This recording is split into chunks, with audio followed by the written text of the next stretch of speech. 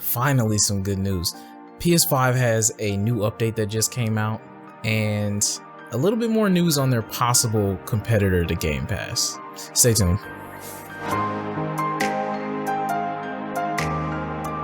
PS5 news has been dry as and if it's not dry, it's just bad news. Stores closing down, hostile takeovers between CEOs and divisions, shutting down studios and making other studios do blockbuster games and just become support. I don't know, man. With all of that bad news, we finally have some good news. There was a PS5 update that was released recently. It comes with a feature that a lot of us have been waiting for. That feature is the feature to store PS5 games on an external drive. Finally, but there's some caveats to that, right? Number one, you can only store it, you cannot play it. But that's fine, because you can just transfer back to the internal storage, which I'm sure will be faster than downloading the game every single time you want to make space to install a new game. Number two, you cannot plug up multiple drives through any type of USB hubs because this feature will not work. It has to be directly plugged into the PS5. Number two, you can plug in multiple drives into the PS5, but you can only use one at a time. Number three, I think the drives have to be USB 3.0 or higher, and that is it. This is not guaranteed to work with all drives. That's what Sony says as well, so your mileage may vary. Another welcome feature that they've added, SharePlay, which will allow you to invite or let others that don't own the game join your session and play off of your license for that game. That's a pretty dope feature. Cross-generation SharePlay. PS4 and PS5 players can now share play together while chatting in parties. This means PS5 console users can let their friends on PS4 view their game screen or even try out the PS5 games through SharePlay, and vice versa. Options include the ability to share your screen with a friend, pass your controller virtually to a friend, or pass a second controller virtually to play co-op games together. So this seems to only work with, best maybe with co-op games. So maybe like the new game It Takes Two. Maybe your friend doesn't own it on PS4. You can now use SharePlay if you're in a chat together, and then they can view your screen and you can play together. This is a pretty dope and welcome feature. I don't think any of us would say that's a stupid feature to have, especially if you have a lot of friends. You know, I wouldn't know about friends. But anyway, they've also included other features like disable game chat or adjust players' volume, game update pre-download, so you can run the update and pre-download it before you actually get to the game, so you don't have to waste your time and do it later. Customized game library, screen zoom. Did I say library? Fire me, delete my channel. It's over.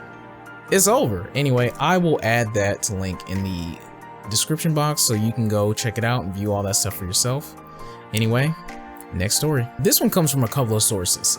So this one comes from Comic Book, which reported the writer of the article was listening to a podcast with Special Ed, who is a game leaker and etc. etc. He's on Twitter. I follow him. He usually drops some really interesting news.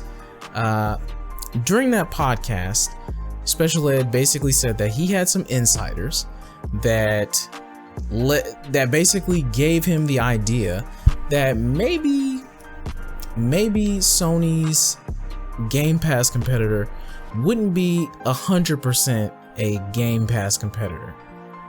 Let me explain. So, in order to keep a service like Game Pass alive, you have to be consistently putting content on there. And that means you're either going to have a ton of companies that are going to be putting content on there, say like Netflix, right? They have a ton of studios that make content to keep Netflix filled. And then they have third parties that put their content on Netflix as well.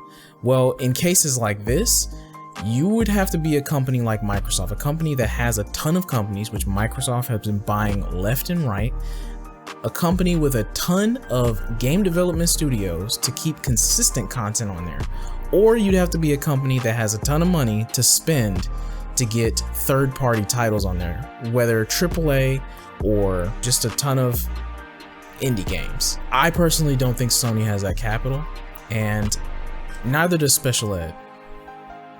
Here, I'll play what he said. Sony's Game Pass competitor won't really be a Game Pass competitor. Think of it more as Well, at least this is what I was told. Think of it more as an Apple. Actually, I'm using the Apple One comparison. I think it's more like Apple One. So Apple One is Apple Music, Apple TV, Apple Arcade, iCloud storage, news, fitness, all in one subscription. Yeah. I subscribe to it, and it's awesome. Sony's will be similar. I mean, did you not all notice Sony trying to buy up all the anime? Yeah. So there was a reason for that. Sony's subscription, let's call it the Sony Entertainment Pass for argument's sake, will be movies, TV, anime, games, but the games part is the part that I'm not clear on. So yeah, you see what I'm saying? He basically is boiling it down to the fact that Sony doesn't have that kind of money to keep up with a service like that. Game development is expensive. But a lot of people forget that Sony owns a ton of anime and movies and franchises. Sony is king when it comes to movies, which is why I personally feel like a lot of their games, those movie simulators, look, I'm just kidding. They're really good games. But personally, I think that's the reason those blockbusters are so good, because Sony has a lot of experience with that sector. But then they also have their branch of PlayStation, which is also experienced in the gaming sector. And merging those two allows them to create these games with great stories, great writers, great game development equals great story. So he basically was stating he doesn't think that they have the capital to create tons and tons of games like that to keep a service like that filled, nor do they have enough companies to keep a service like that filled. But they do have services like PS Now and PS Plus. So he was saying that he thinks, or at least his sources are saying, that they'll combine either maybe PS Plus or PS Now with Funimation, which in turn owns Crunchyroll. So Sony could combine their PS Now services or PS Plus with the addition of all of these shows, movies, franchises, almost like how Apple has games, health, and all this stuff combined into one package. Sony may just try to do the same thing. The only problem I have with that is, and this is just an opinion, I would like to know what you guys think in the comment section below, but the only problem I have with that is we play consoles to game, right? Sometimes we use the additional features, you know, maybe streaming or music or something like that, but we play them to games. So I feel like your main thing that you should be selling people should be about that thing. This is all a rumor, but I'm really hoping that Sony doesn't. But if this is all they can give, would you be okay with it? Because you do have to understand these companies are in two different tiers. Microsoft literally said they were not competing with Sony anymore. They are competing with Amazon, Google, gigantic corporations. That's their competition now. So they're playing in two different games at this point. One's out here balling on the court, and the other's like not even in the stadium. He's watching it on TV because he can't afford to get in. I don't know. I guess we'll have to see more as time goes by. Sony, please, man, drop some news, man. Let us know. Or who knows, man, maybe Jim Ryan might let us know and everybody get more mad at him. Anyway, that's the news for today. If you enjoyed the content, like, comment, subscribe, become part of the family, join us, become a ringleader, join us. Without further ado, peace rings out.